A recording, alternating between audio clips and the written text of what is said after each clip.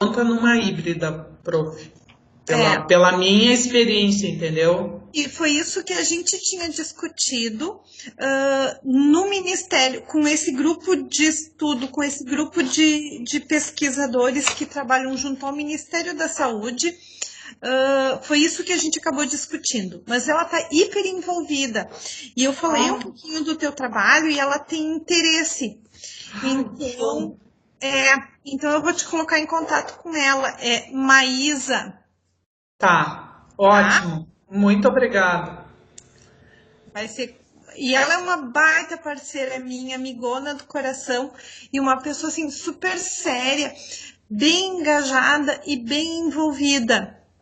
Tá. E, assim, envolvida também não só com a pesquisa em si, mas também com as estruturas legais, tanto a nível do Estado quanto a nível nacional. Que foi isso que um pouco me trancou até eu achar as fontes corretas. Agora eu achei algumas, né? Porque não se fala sobre o assunto.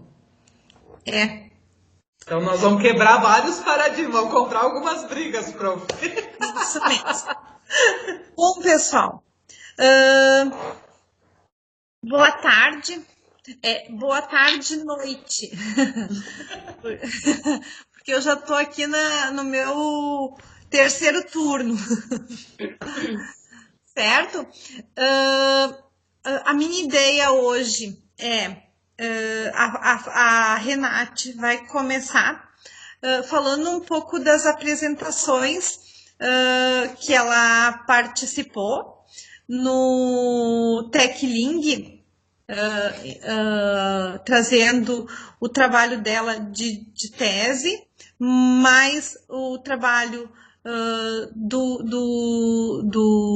projeto Recontextualizar e mais o projeto da educação online. Então, ela fez, assim, 3 apresentações e aí ela vai nos trazer um pouco como foi o evento em si e também como foram as apresentações e a discussão. Depois da Renate, eu quero falar um pouco sobre a última reunião. Eu assisti ela e fiquei bem impressionada o quanto vocês discutem quando eu não estou.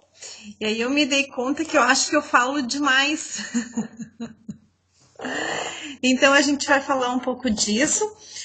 A gente vai retomar algumas dúvidas que vocês colocaram no momento da discussão da semana passada. Se a gente conseguir ainda, a gente vai trabalhar um pouquinho no chat que a gente estava analisando para retomar isso e para ver como isso se dá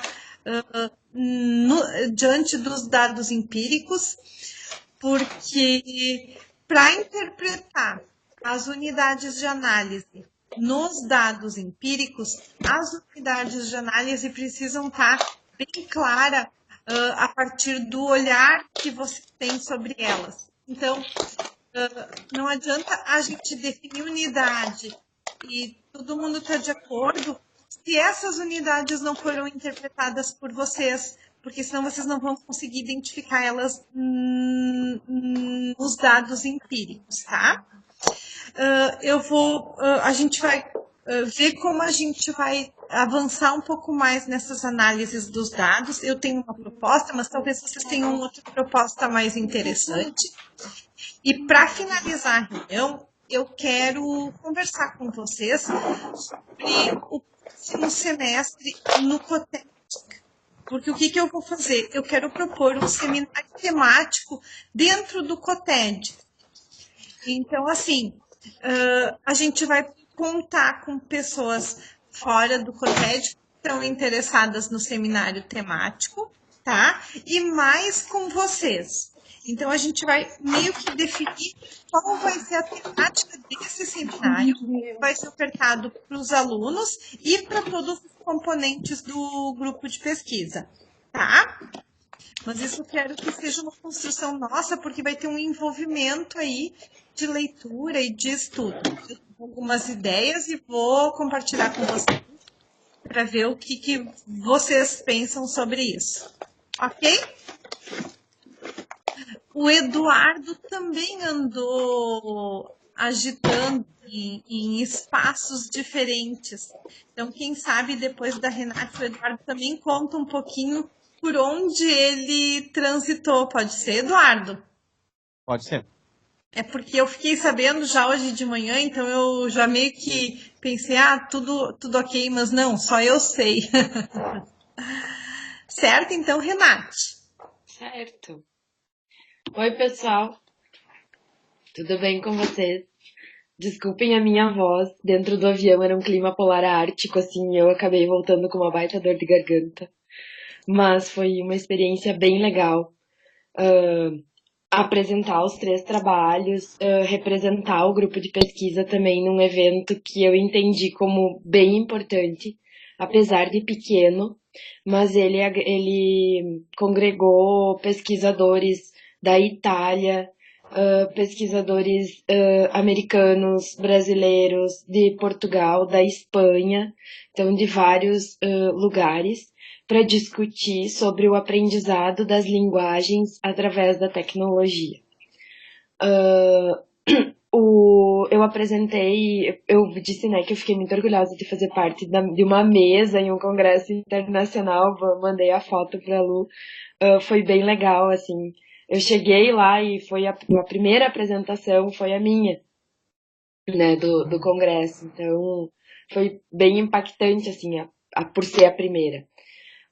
A primeira, então, foi da tese, né, sobre o Lego e a construção de conhecimento na formação de professores.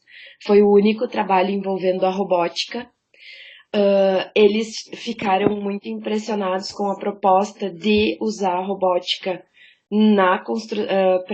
para estudar essa construção do conhecimento pelos professores e não pelos estudantes, que é o que normalmente acontece. Então, eles fizeram algumas perguntas, não conhecem, não é muito comum, assim, trabalhar com robótica na formação de professores, então isso que chamou a atenção deles. O material muitos já conheciam, que é o Lego, né? Então, lá em Portugal, o Lego é bem difundido, assim, bem usado nas escolas também. Então, esse foi o primeiro trabalho. O segundo trabalho foi em autoria com a Luciana e com a Cláudia, né? Com a Cláudia, né? Sobre o projeto Recontextualizar o Ensino de Ciências através das Histórias Infantis. Também foi bastante parabenizado pela proposta de usar histórias como recontextualizadoras e eles não conheciam a história dos 7 camundongos cegos. E aí, depois de apresentar o trabalho, eles fizeram perguntas, daí eu fui contando, né, que o grupo envolve pesquisadores do Brasil e da França, e como ele é desenvolvido nas escolas de educação básica pelos professores que fazem parte do grupo, e que ele é uma construção coletiva. Eles gostaram muito da ideia, assim, eles querem saber mais resultados posteriormente, conforme as nossas pesquisas forem continuando. E o terceiro trabalho foi da construção do Douglas com a Luciana, na verdade eu só apresentei ele lá, do e-book, e eles querem muito ter acesso ao e-book. Eles adoraram a Alice, né, a história da Alice no País das Maravilhas ser recontada desta forma. Eles ficaram encantados com as produções, e aí tinha, né, toda a produção fotográfica.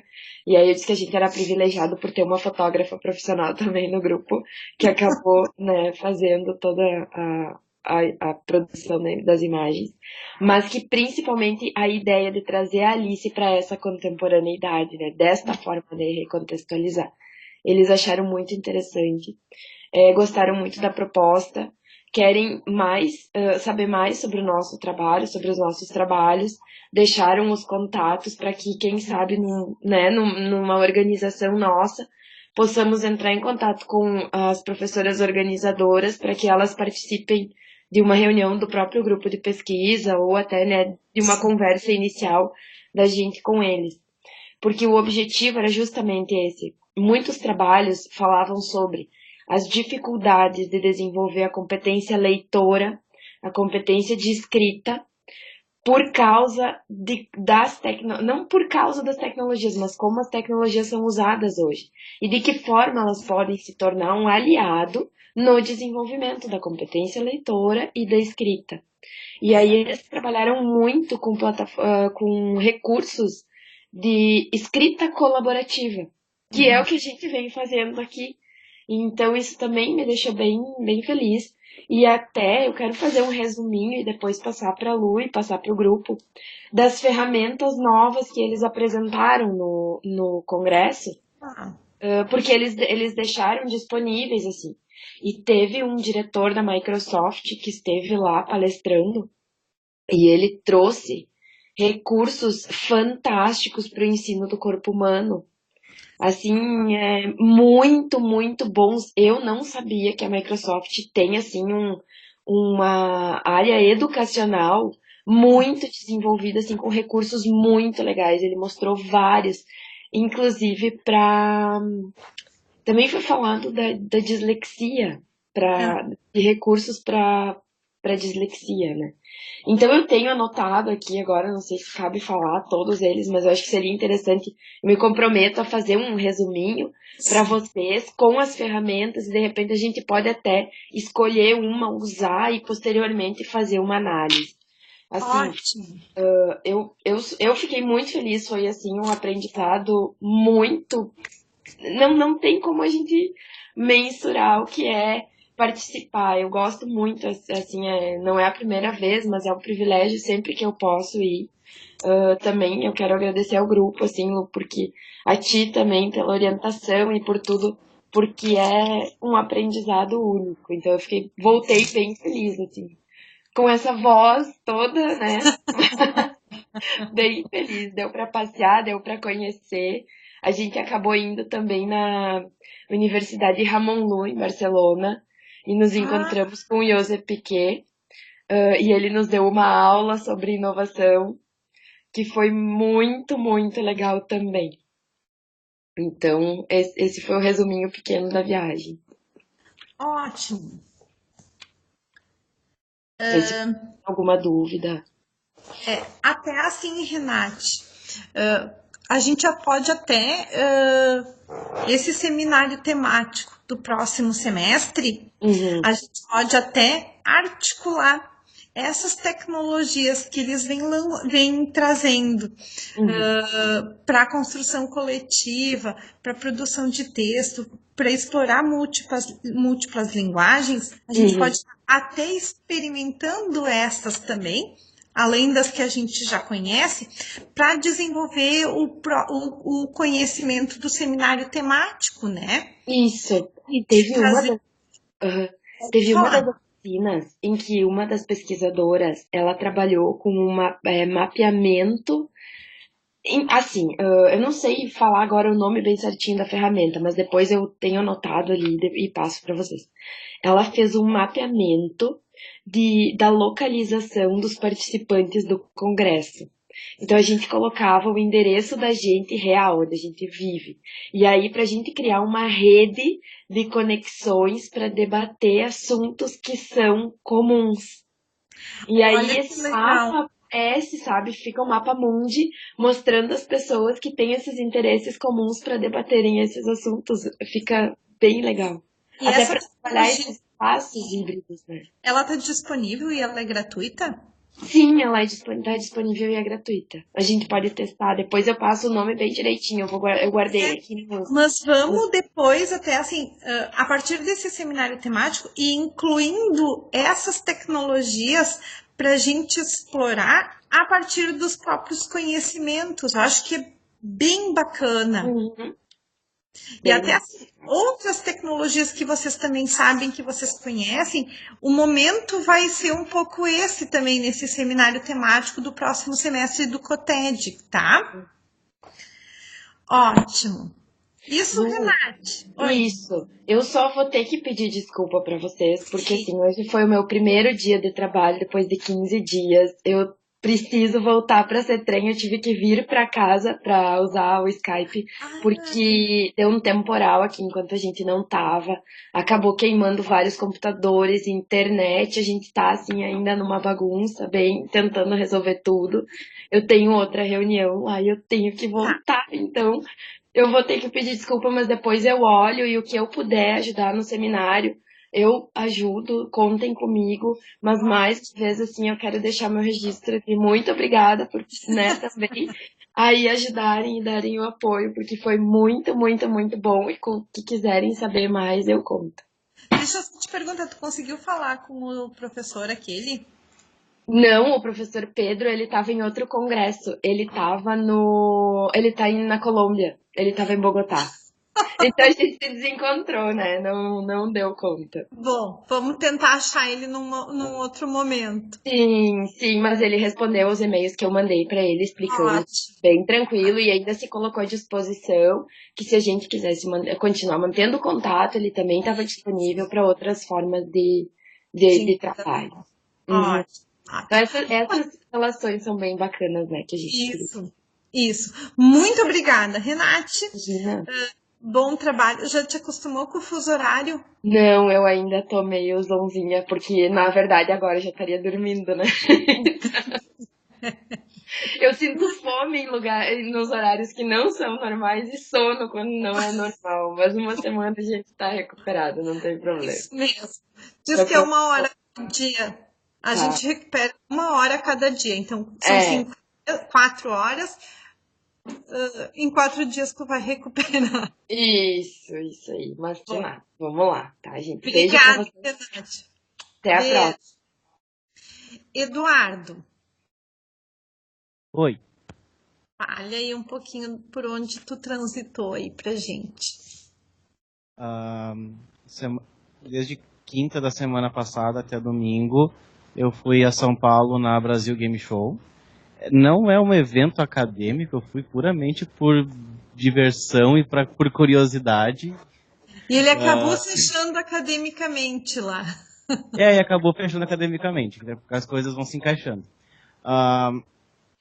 Tinha basicamente stands das maiores empresas de videogames, mas uma coisa que me chamou muita atenção é que, por mais que tivesse uma Sony gigantesca com PlayStation, Xbox gigantesco, tinham stands independentes, que produzem jogos independentes, e esses stands também eram muito movimentados. A galera tinha um interesse muito grande em conhecer esses jogos que são bem baratos de se fazer e feitos por galera que simplesmente curte fazer um jogo e não é vinculado a uma grande empresa. E um desses jogos, inclusive, ele tinha uma temática de Nordeste, que é semelhante a um roteiro que os alunos na escola onde eu trabalho criaram no ano passado, que daí a gente, de manhã na orientação, a Luciana até comentou que às vezes a gente tem esses projetos acabam acontecendo nas escolas e a gente acha que é simplesmente uma ideia de alunos de ensino fundamental, passou, avaliou, deu a nota e nada mais vai se fazer. E às vezes uma outra empresa pode ter essa mesma ideia, levar isso adiante e basicamente desenvolver isso num projeto bem maior. Então, me surpreendeu ver um pouco disso também. Isso. E outra coisa que estava acontecendo também lá dentro do evento era a Brasil Game Jam, que basicamente desenvolvedores de vários lugares do Brasil, eles entraram na quarta-feira no evento, antes do evento abrir, eles entraram num grande aquário lá dentro, e eles só podiam sair para ir no banheiro, ou para comprar alguma coisa para comer, eles não podiam sair do prédio, e eles tinham que desenvolver um jogo. O tema do jogo foi colocado para eles no momento em que eles entraram, eles não tinham acesso a esse tema antes. Era financiado pelo Banco do Brasil, e o tema era Educação Financeira para Crianças. E quando abriu para a gente entrar, para olhar os jogos e poder votar naquele que a gente achava mais legal, tinha muita gente também interessada em ver esses jogos e muita criança interessada. Até a gente acha que talvez o Banco do Brasil tenha levado algumas crianças de propósito para ir lá e testar os jogos, já que era para elas basicamente o público-alvo. E um desses jogos me chamou a atenção, que eu não consegui testar todos, porque era muita gente lá dentro, mas um que eu consegui testar me chamou muita atenção porque ele era um gamebook. Ele era uma historinha, onde um menino, ele queria comprar um videogame, mas ele não tinha dinheiro. Então a mãe dava para ele tarefas, que eram as missões que ele tinha no jogo, e conforme ele ia fazendo as missões, ele ia ganhando pontos, que era como se fossem moedas. Então ele tinha um produto que ele queria comprar, que era o videogame, que custava cerca de R$ 2.000, e quando ele ganhava, por exemplo, R$ 10, quando ele tinha 10 pontos, ele podia escolher se ele queria comprar 2 sorvetes que custam R$ 5 cada um, ou se ele queria comprar um sorvete e guardar os outros R$ 5 para depois, no futuro, comprar o videogame, ou se ele queria guardar os R$ 10, e tudo isso ia abrindo outras possibilidades. Eles não desenvolveram, claro, muito do jogo, porque eles tinham um tempo bem curto, mas eles apresentaram a ideia e achei bem legal, porque daí é bem como a gente viu aquele do Guardiões da Floresta. Isso. Que ele tem a historinha, vai dando, conforme tu vai fazendo, vai aparecendo imagens, vai aparecendo uma narrativa, e a gente tem que ir seguindo naquela narrativa. Achei bem interessante isso. Então, dá pra ver como tem muita coisa sendo explorada academicamente, embora não seja um evento acadêmico, muita coisa acadêmica está sendo explorada nesse tema. Porque eu acho também que esse é um pouco o papel da academia. Não é ficar centrada nela mesma, mas é de ir ocupando os espaços do cotidiano, né? E trazendo essa ideia do pensamento científico para o nosso dia a dia, que às vezes a academia parece descolada um pouco da realidade, né? E eu até falei para o Eduardo, a gente é cheio de ideia e falta programadores, né? Então, acho que a gente agora precisa correr atrás desse pessoal da informática para nos ajudar um pouco com as nossas ideias. O nosso Douglas, do lado do Eduardo, ele é da psicologia, mas ele é um pouco metido com essas coisas de programação, e aí a gente pode também fazer uso dele, né, Douglas? Claro. É ele que está bancando agora o nosso site, então ele é o nosso programador oficial por enquanto. Certo, pessoal?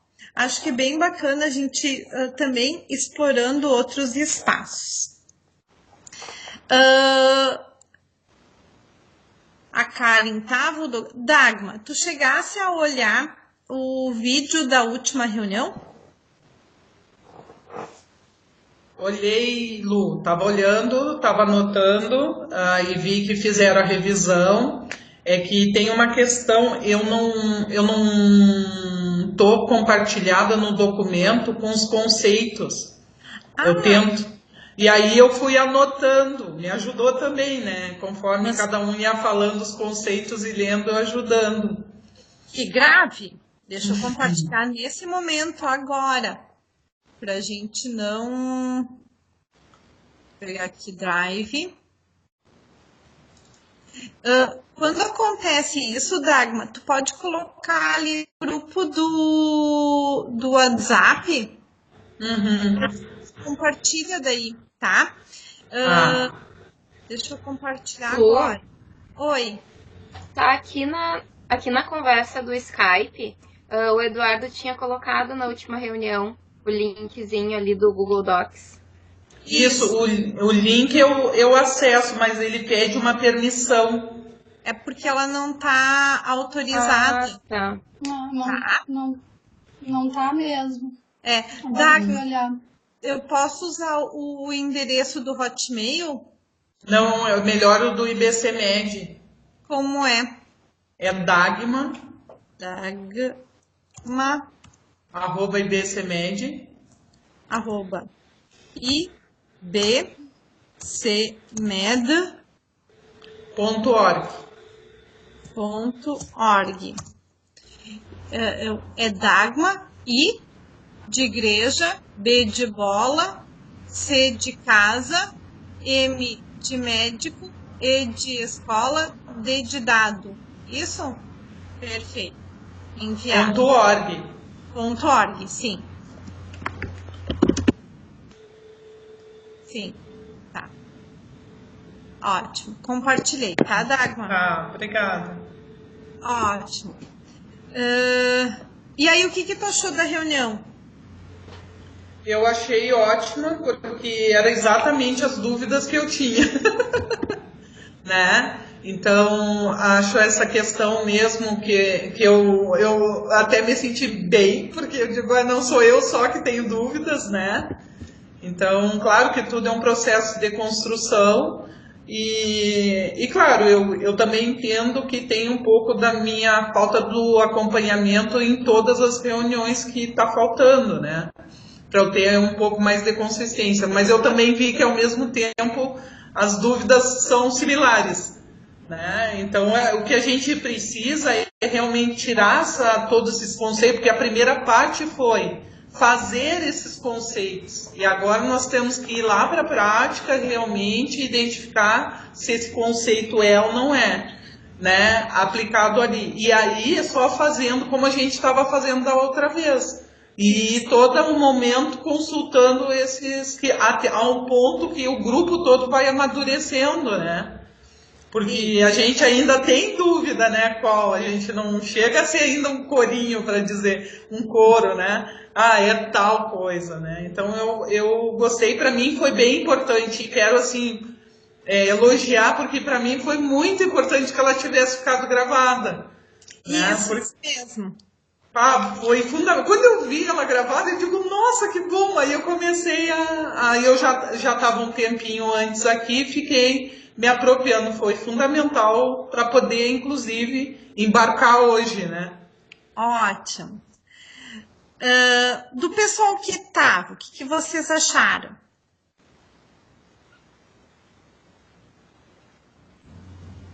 Lu, a gente revisou alguns, a gente chegou mais ou menos num consenso de que estava ok, pelo menos por enquanto, né? Talvez ainda fazer uma outra revisão daqui a um tempo, não sei. E aí em alguns a gente ficou realmente com bastante dúvida se a gente estava vendo do melhor aspecto, digamos, principalmente na questão do protagonismo, que aí a gente começou a questionar e não conseguimos, achamos melhor deixar para a gente conversar de novo nessa reunião, porque realmente a gente ficou bem em dúvida, assim, do que não seria o caso de trocar para autoria, para autonomia. E aí a gente então vamos parar nesse, a gente segue, porque a gente viu que não ia dar conta de toda a pauta também, né? Eu acho que foi o que a gente ficou mais em dúvida e aí a gente não chegou a concluir também. Também teve lá o hibridismo da modalidade. Isso. Exatamente. Que esse aqui a gente achou que estava bem vago, assim, só a modalidade, se for considerar visto de fora, né? Quando a gente fala, assim, hibridismo de modalidade, parece que não fala nada de nada, né? E aí a gente chegou à conclusão de que o melhor seria acrescentar ali o educacional para dar melhor essa ideia do que a gente está falando. Isso. O que mais?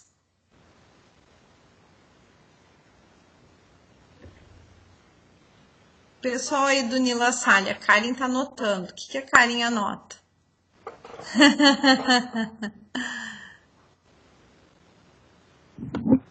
É aquele pensamento, nós estamos construindo um memorando. Então, tudo é anotação. Ai. Bom, quando eu vi a reunião, eu assisti a reunião, primeira coisa que me veio na cabeça meu Deus, como eu falo, e eu falo tanto que eu não deixo os outros falarem, porque vocês falaram muito, e às vezes na reunião vocês não falam tanto assim. E aí a gente estava conversando hoje na reunião dos bolsistas, né, Douglas? E aí a gente... Oi? Eu ia comentar isso até, mas que bom que tu vai falar. Não, mas tu vai falar então. Não, eu ia comentar... Tá, comentar esse ponto, né? Eu conversei com a prof, que eu achei que a gente conversou mais. E eu não sabia se era... Porque no meu caso e da Gabi, a gente comentou que a gente fala pouco por causa da vergonha que a gente tem.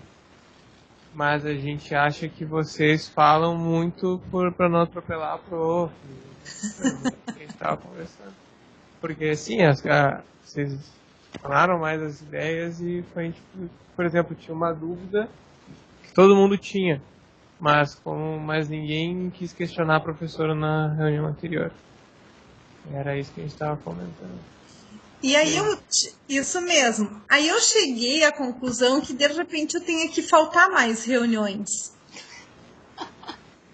O Douglas quer te expulsar então das reuniões, foi isso? Não. O Douglas disse assim: eu e a Gabi a gente conversou sobre isso.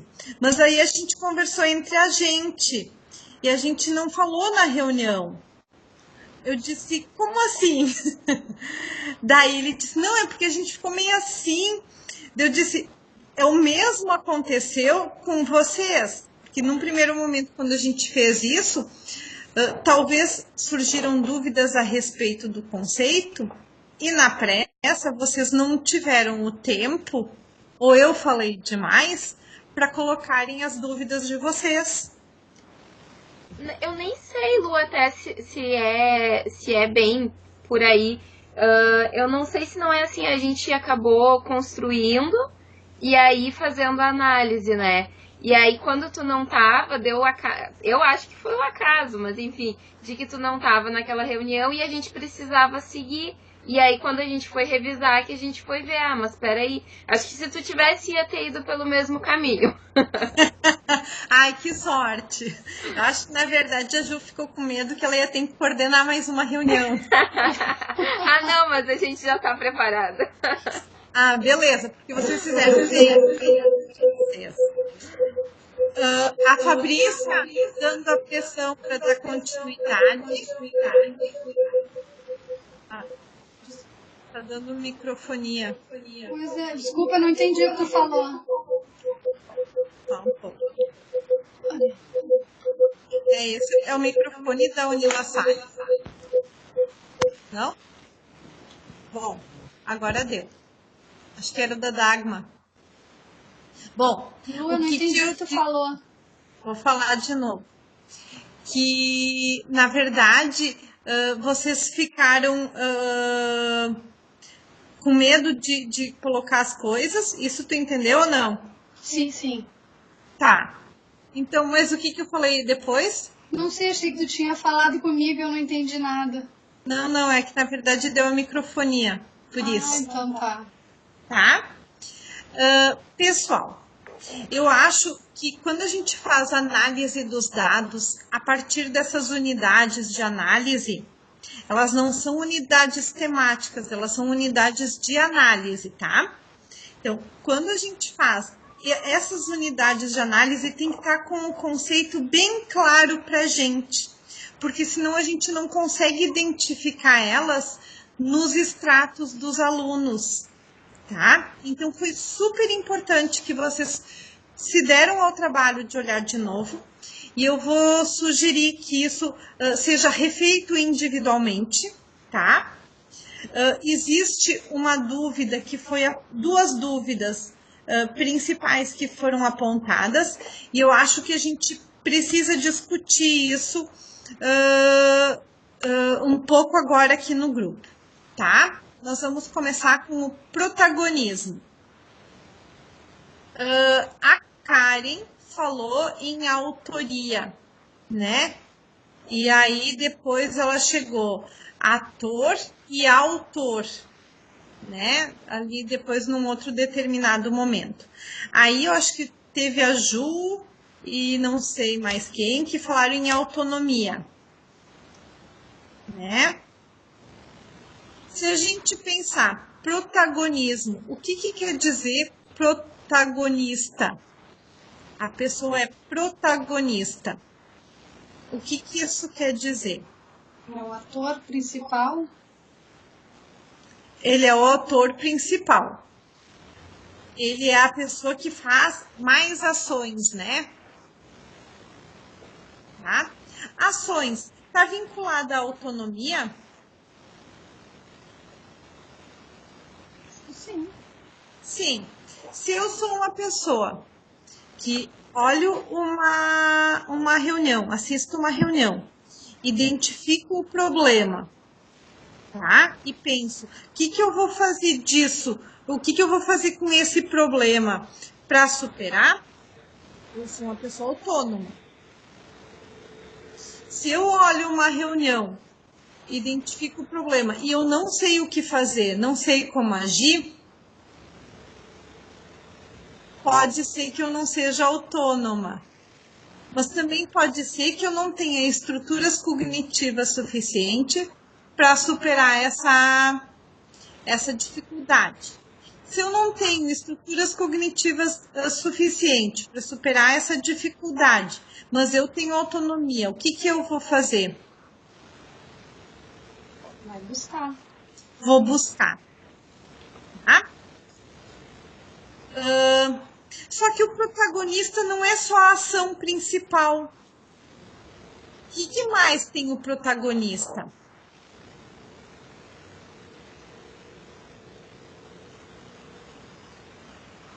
Referência? Ele é uma referência, né? Ele é a referência da história, né? Mas se for pensar de um outro aspecto, ele também vai seguir um roteiro, né? Se a gente for pensar assim, bem ao pé da letra do que é um protagonista. Ele vai seguir um roteiro, mas ele é a referência da história, né? E para seguir o roteiro, ele também precisa ter autonomia. E a gente sabe também que mesmo que se tenha um roteiro, o que acontece? Autoria. Tem a autoria, né? Então, o protagonismo tem o improviso. Quem falou? Eu. Isso, tem o improviso. E nesse improviso tem uma criação, né? E às vezes tem até uma transformação. Porque se a gente olhar a ideia de autor, de autoria, tem isso. Tem a pré-autoria, que é quando tem uma ressignificação, né? Eu tenho o roteiro, mas para eu interpretar esse roteiro, eu ressignifico ele, né? Para não ficar. Hoje eu vi a Eva. Isso não é uma interpretação, isso é uma reprodução, né? Então não é uma reinterpretação, não é uma ressignificação. Então tem a pré-autoria, tem a autoria transformadora, que é quando ele transforma. Ele tem esse roteiro, mas ele transforma ele a partir das suas experiências e vai se adaptando a ele e adaptando o roteiro a ele e ele se adaptando ao roteiro. E tem a autoria criadora, que é a novidade, que é o improviso, que é o que ele vai fazer que está fora do roteiro, tá? Mas eu também preciso ter esse poder de ação. Esse poder de ação para identificar o que é importante. E se eu não tenho estrutura para dar conta desse que é importante, eu vou buscar. Então, por isso que a autonomia perde essa dimensão de fazer sozinho, de autoaprendizagem, né? Porque eu conto com o outro, eu sei buscar, eu vou o que está me faltando, tá? Então, esse protagonismo, na verdade, que a gente quer se referir, ele vai se referir a esses dois outros conceitos, tanto de autonomia quanto de autoria juntos, intercalados. Certo? O que vocês acham disso? Dessa ideia de protagonismo?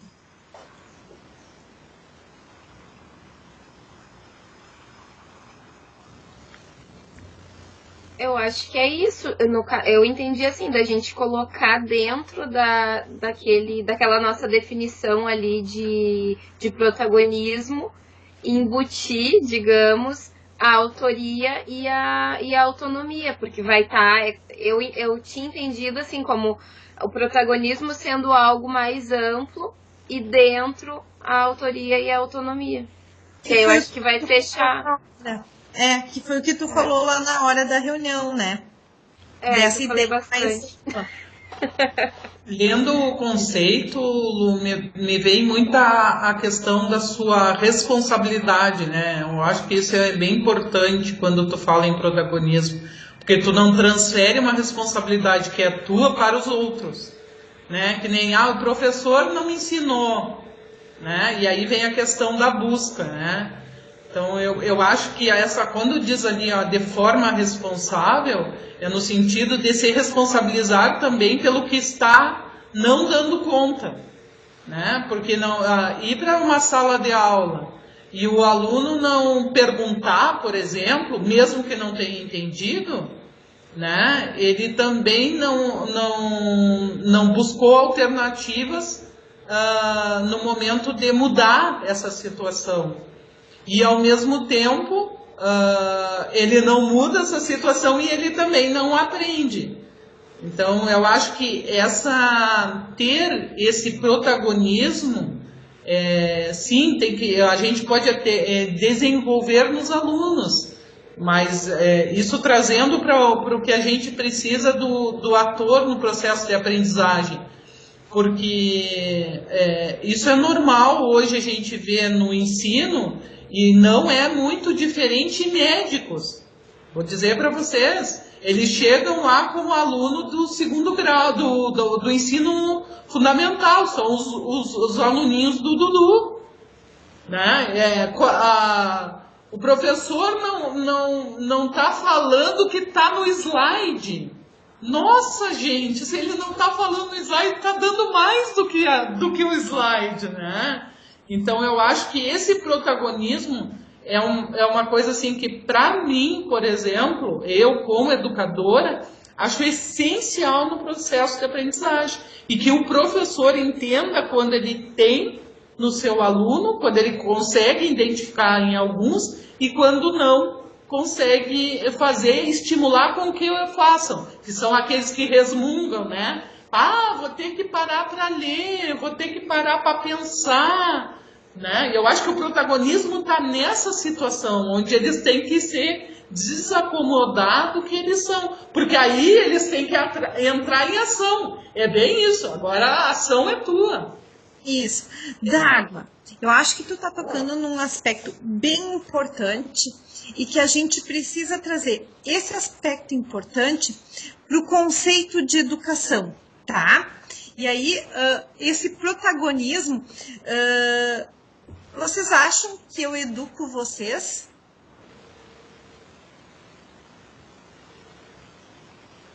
Como é, Ju? Não, é que eu acho que não é um educar, né? A Dagmar estava falando e eu estava pensando na forma como ela estava dizendo, a gente tenta motivar, a gente não vai conseguir, a gente tenta influenciar, obviamente, a partir daquilo que a gente precisa fazer, de trabalhar do plano de ensino, mas nem com o filho tu coloca uma coisa na cabeça, né? A gente tem diversas influências que a gente sofre e que também influenciam, então educar é meio forte. Isso. Eu acho que influencia. Ótimo. O que é educação, então?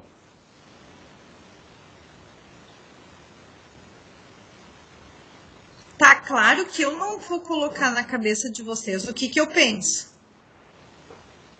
Né? Então, o que é educar?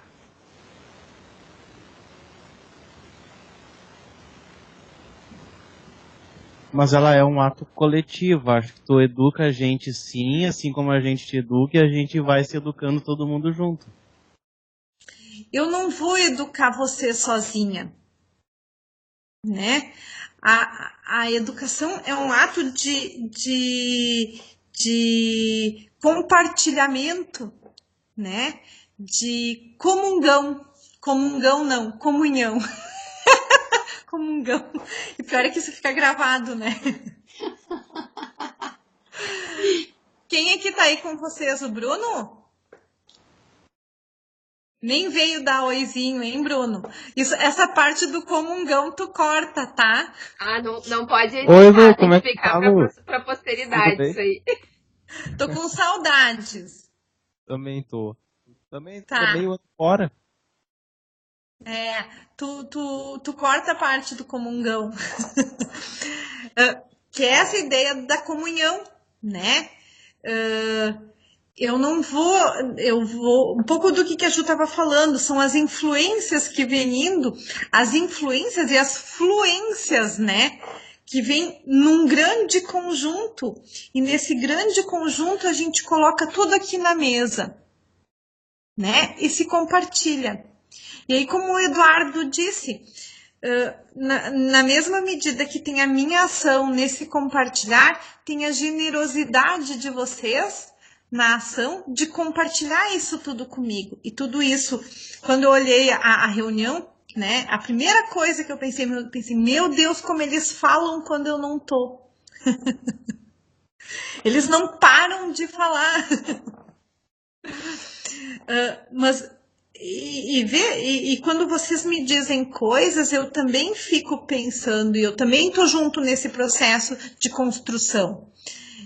E por isso que às vezes os bolsistas de iniciação e os ex-bolsistas de iniciação são assim, pra gente, né, Karen, Douglas, e a Gabi tá onde? A Gabi não estava muito bem, foi para casa. Ah, ela tá com o pôster dela, acho que tá... O pôster não, a apresentação da URGS, ela deve estar nervosa por causa disso. Não? Enfim, depois a gente conversa. Ah, tudo bem. Então, com eles, assim, as coisas são bem evidentes, eles não escondem muito. Então, a aprendizagem da gente em relação a eles fica bem forte, bem intensa. Então, isso é uma comunhão, né? E aí a gente não pode dizer que até tem uma frase do Paulo Freire que ele diz: ninguém educa ninguém. Os homens e mulheres se educam na comunhão da tomada de consciência, né? Então é bem isso, né? Então é essa comunhão. Então esse respeito, essa responsabilidade do protagonismo, ela não é só do aluno, ela é também do professor. Se eu não sou protagonista, se eu não sei ver que o meu aluno tem dificuldade, eu também sou responsável, né? Assim como acontece, às vezes os alunos dizem assim, a professora é uma droga, a professora não faz isso, e também não toma nenhuma atitude, então também falta ali um protagonismo. Essa responsabilidade, essa relação de protagonismo, ela é mútua, porque a gente está em comunhão, né? E até a gente pode trabalhar com a ideia do co-ensinante e do co-aprendente. Fale, Douglas. É que dentro do meu curso de psicologia, né, essa coisa do protagonismo, ela tem uma característica interessante dentro do EAD, que é a seguinte: normalmente quem tem o protagonismo dentro da EAD se destaca muito bem, porque essas pessoas conseguem ir muito bem. Qualquer pessoa que não demonstre protagonismo, que qualquer outra coisa, ela busca esse tipo de resposta. Até na aula da Prof. Lu, as pessoas falam assim, nossa, a Prof. Lu não é uma boa professora porque ela não me deu nota. Mas tu sabe que aquela pessoa não foi atrás, não leu, não pesquisou, porque sempre tem informação no Moodle da Prof. E as pessoas falam como se não tivesse. Então é a falta do protagonismo delas que faz com que ela vá mal dentro dessa cadeira. Isso.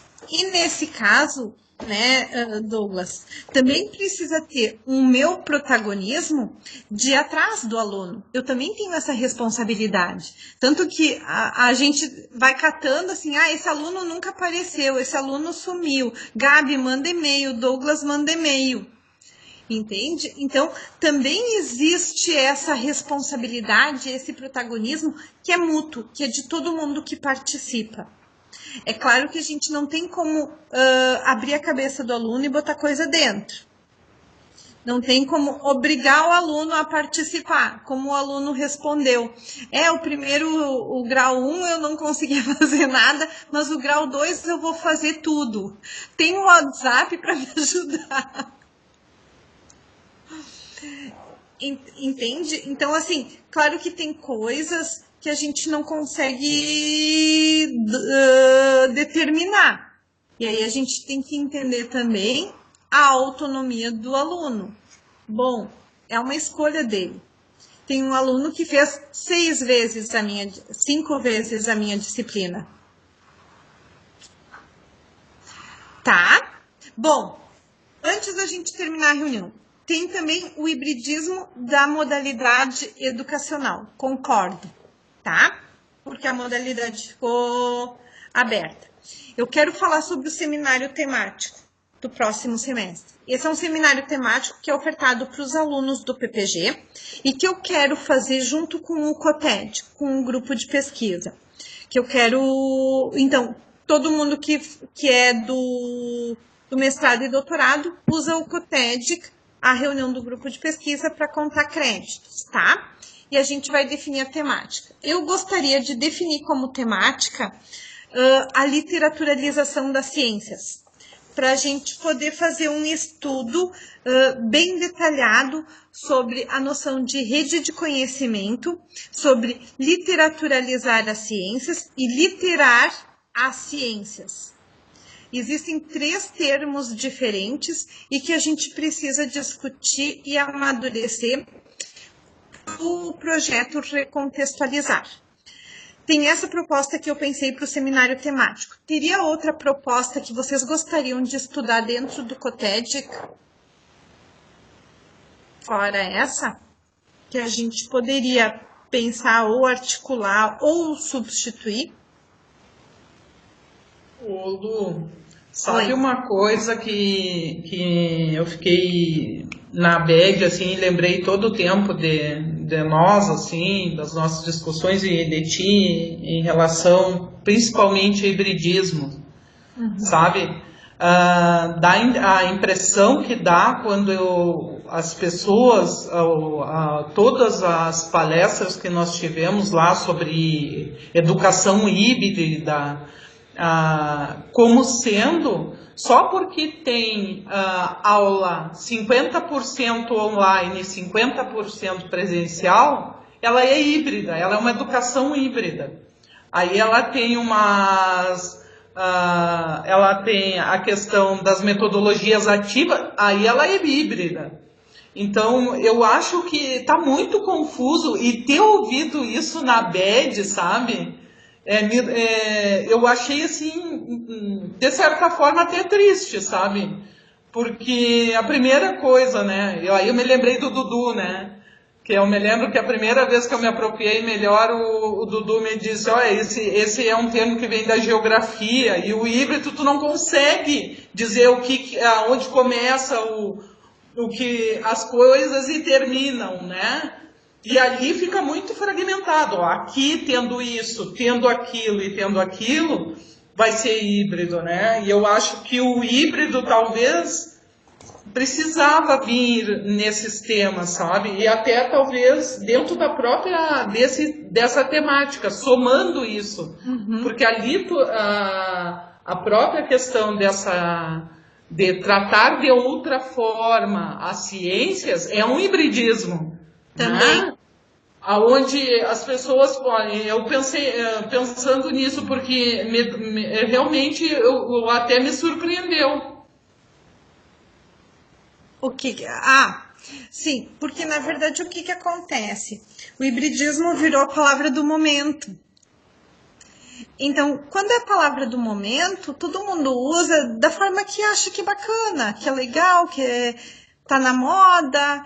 Então, esquece de voltar às raízes, né? Porque, na verdade, se a gente pensar o hibridismo enquanto conceito, ele vem da biologia, né? E aí, a partir da biologia, várias áreas do conhecimento vão se apropriando. Aí o caso do Bruno Latour, o antropólogo, que discute a questão do hibridismo, o Canclin, que discute a questão das culturas híbridas, e o Milton Santos, na geografia, discute a natureza do espaço. E aí ele faz referência ao Latour e traz como a natureza do espaço o híbrido. Não só o espaço, porque Milton Santos não estava na época ainda tecnologizada, mas ele traz esse espaço híbrido de uma maneira muito própria, né? Onde os espaços se misturam de tal forma que a gente não consegue mais explicar um sem o outro. E não só o espaço, mas também as relações, porque os espaços são feitos de relação, né? O que é natural e o que é cultural, né? O que é social e o que é individual nessas relações, né? Então, as coisas vão acontecendo de tal forma que a gente não mistura mais, não diferencia mais. A gente trata essa mistura como algo único, né? E que aí é bem relevante também. A gente teria duas temáticas para discutir nesse seminário. E a gente poderia, talvez, discutir a questão do híbrido, e nesse híbrido a gente poderia trazer o hibridismo tecnológico, o hibridismo das linguagens e até a literaturalização da ciência dentro dele. Vocês acham que assim ficaria bem a proposta?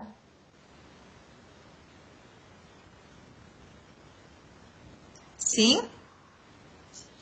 Só as reuniões daí mudam, não vão ser mais de 1 hora, elas precisam ser de 2 horas. Daí a gente começaria das 17 às 19. Daí quem não consegue chegar às 17 vai chegando. E quem precisa sair antes das 19 vai saindo. Sim. Tu só repete para mim, então, quais que vão ser os temas. O hibridismo, aí dentro o hibridismo das linguagens, tecnológico e literaturalização das ciências, esses três? E tem o hibridismo da modalidade educacional. E entra junto a literaturalização das ciências. Porque até se a gente pensar, a literaturalização das ciências, que fica um termo único, ele já é um termo único composto, né?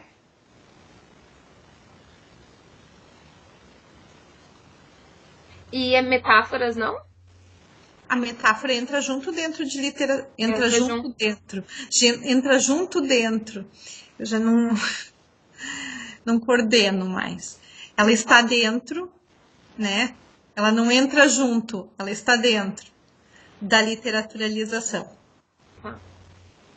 Certo? Pode ser? Como a gente colocaria esse título do seminário? Boa pergunta. O hibridismo das diferentes perspectivas.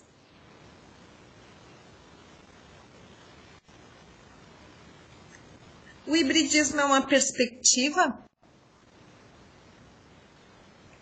Ou ele é um contexto?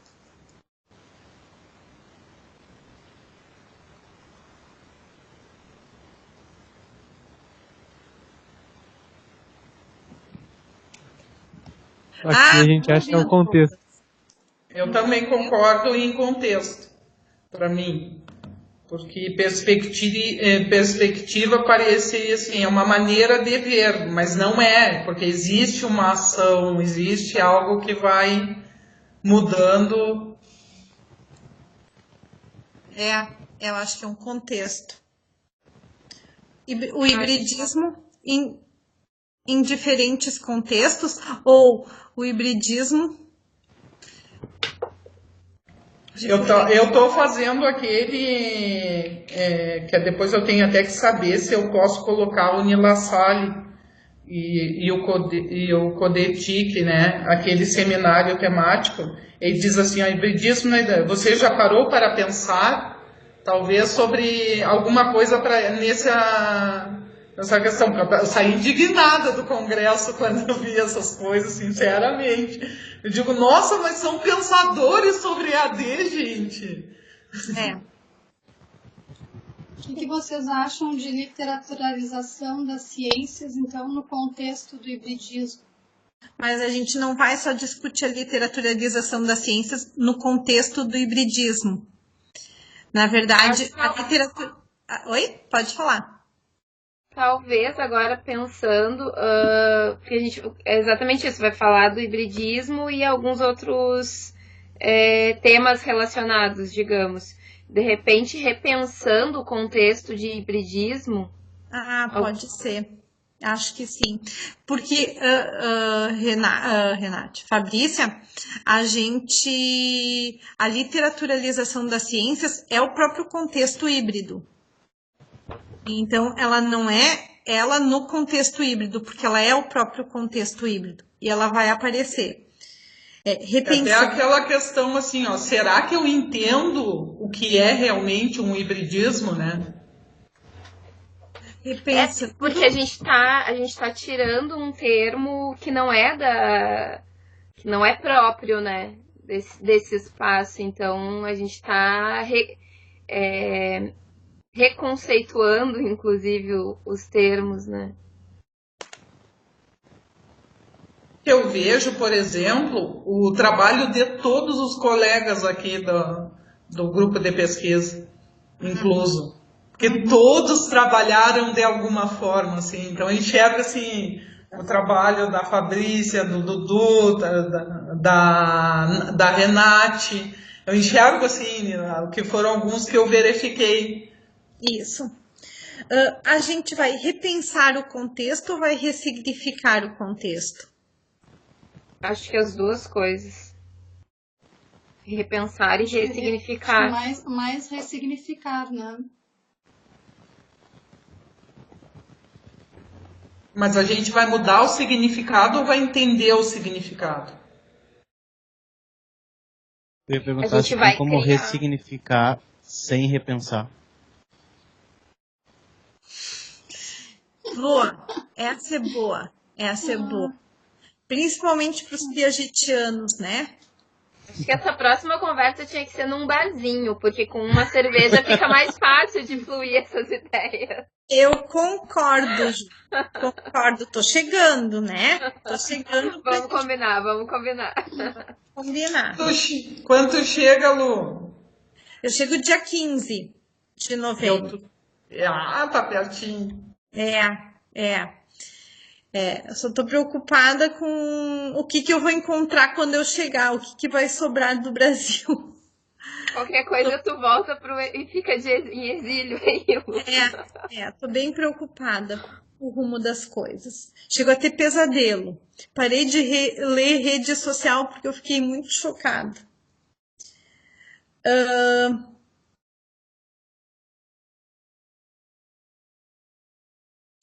Se a gente botasse repensar o contexto do hibridismo para a ressignificação.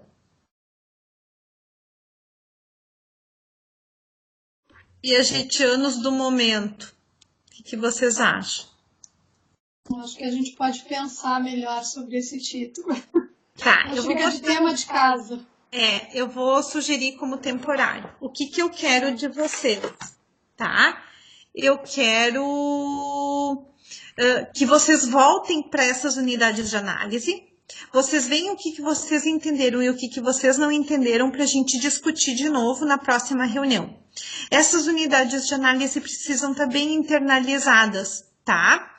Porque senão a gente vai ter dificuldade para interpretar os dados. Ok? Ok. E aí eu vou propor o...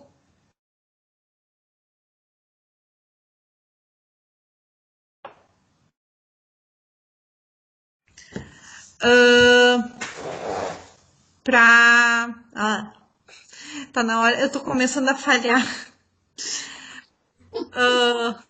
Eu vou propor o seminário temático com esse título provisório para o próximo semestre, porque amanhã é o dia de propor as novas disciplinas. Certo? E daí, Ju e Fabrícia, vocês podem se matricular neste seminário temático. E aí a gente vai, o grupo de pesquisa vai ter novas pessoas, porque ele vai estar aberto. E ele vai se configurar de uma maneira um pouco diferente, um pouco mais teórica, de estudo, trazendo daí os elementos dos projetos nossos de pesquisa. Certo, queridos? Quem tem aula hoje de noite? Olha a cara de feliz do Douglas. Boa aula, Douglas. Obrigado. Vocês viram que nós estamos com um bolsista novo, né? O Douglas mudou todo o visual. Quase nem reconheci ele. Eu olhei e pensei, meu Deus, quem é esse guri? Certo? Bom, beijos e até a próxima reunião. Lembrem de olhar as unidades de análise, tá? E aí a gente vai reformulando esses conceitos para que eles fiquem bem claros. Quando ela é a próxima? A próxima é... Dia 6, se eu não me engano. 6? Ah, que bom. Não é a semana que vem. Semana que vem estou com o MEC, gente. Bem legal. Pela terceira vez no ano. Aqui na França a gente diz bon courage. É, bon courage. Bem grande. Certo? Beijo, gente. Até amanhã Tchau. de manhã. Até amanhã. Firme e forte. Beijos. Tchau. Tchau. Tchau.